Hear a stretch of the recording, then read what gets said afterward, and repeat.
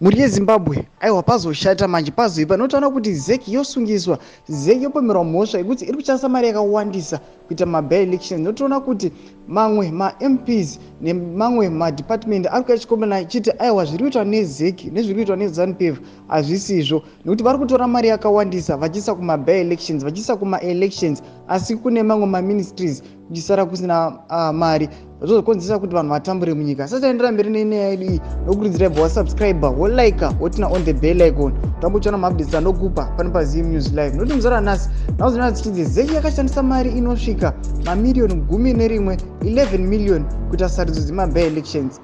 Mari iyi iri kutarisirwa kuwedzera kusvika pa$16 million sezvo dzimwe nhengo dzedare dzeparamende dziri kubuda muparamende dzichitsutsumwa nezvavanoti zviri kuitwa nehurumende nebato reZANU-PF mukupindira mumashandiro ebato rinopikisa.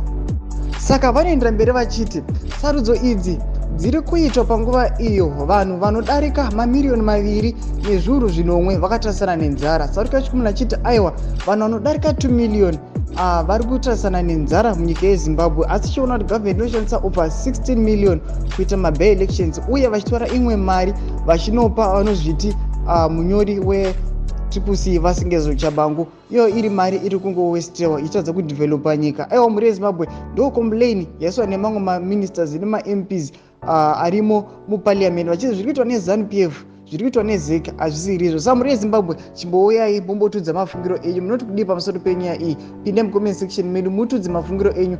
Musakangana kusubscribe kulika kuchona on the bell icon torambochiona maupdates anokupa pano paZim News Live.